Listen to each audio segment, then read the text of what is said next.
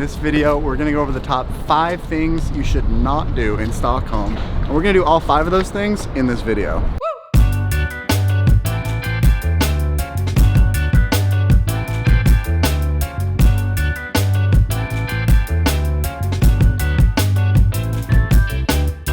The first thing you guys do not want to do in Stockholm is stand on the left side of the escalator. Now Stockholm, as far as Scandinavia goes, it's a big, busy city. People are busy, they have things to do, they have places to go, and when you're on the escalators, because everybody pretty much rides the public transportation here, it can be pretty crowded, especially during rush hour. When you're on the escalator, if you want to stand, you should stand on the right side of the escalator, because that left side is basically for passing. This is something that's pretty common all throughout Europe, but people from America that pretty much drive everywhere, they're not taking the public transportation as much in America, at least I didn't, where I'm from.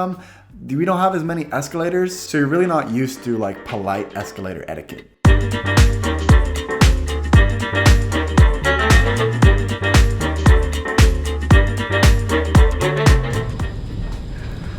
The second thing that you should not do in Stockholm, it's sort of a weird thing, is you shouldn't sit next to strangers on the public transportation like this. The proper thing to do in Stockholm is when there's 4 seats like this, people really like to have their personal space. So what you should do, if somebody's sitting alone at like a group of 4 seats like this, sit like this, and then everybody has the maximum amount of space.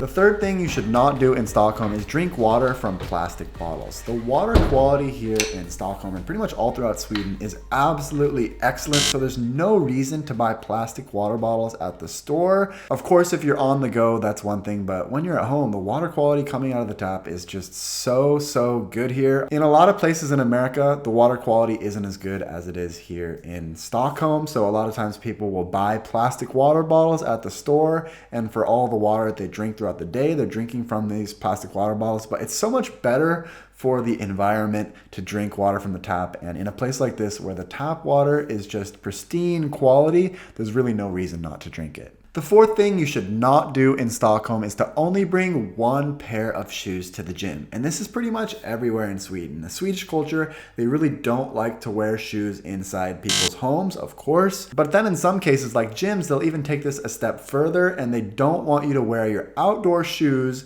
inside the gym. In the summertime, when I first came to Sweden, I was very confused by this. Why can't I wear my shoes that I was wearing outside? They're completely clean. I was wearing white shoes, and the people, when I would go into the gym, they made me take my shoes off. And I didn't really understand this until the winter time, because they have this snow, ice, slask mix that they have in Sweden.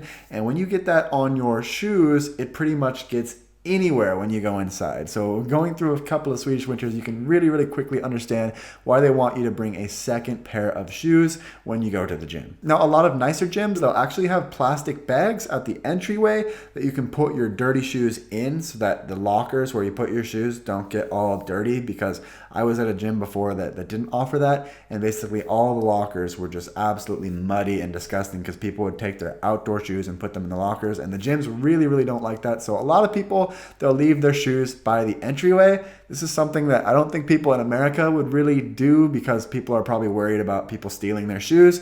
But here in Sweden, people are very trusting. Everybody just tends to leave their shoes by the entryway, or I'll just bring a plastic bag and put my shoes in there during my workout. The fifth and final thing you should not do in Stockholm is a bit of a controversial one, because I've heard that you can do this and that you can't do this. So I wanted to propose this as a question to you guys, and this is talk on your phone at the gym. I know, this is sort of a crazy one. One time, I was actually FaceTiming my mom at the gym. I think I even had my AirPods in, and we were just having a conversation while I was doing my warm-up on the elliptical. And the girl that was next to me at the gym said, "Excuse me, you're not allowed to talk on your phone at the gym. That's one of the rules here."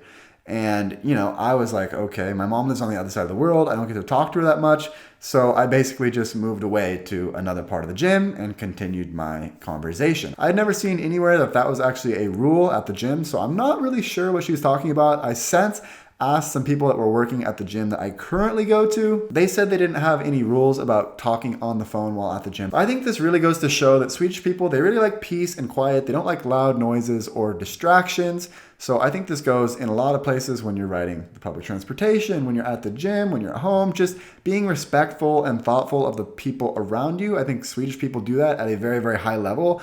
And it really, really took me off guard because I think had I been in America, I don't think anybody would have made any sort of comment about me being on my phone at the gym. But I'm curious what you guys have to say. Was I in the wrong there talking to a family member while I'm at the gym? I don't know. It seems kind of weird because sometimes I work out with my friends and we're talking to each other while we're working out. So I don't really know how that's any different from actually talking on the phone at the gym, but I wanted to include this one in this video just to get your guys' opinion on it. So with that, guys, those were my 5 things not to do in Stockholm. If you're curious about more things that you should not do in Sweden, I also made a video, which is the #1 video on my channel, 5 things you should not do in Sweden.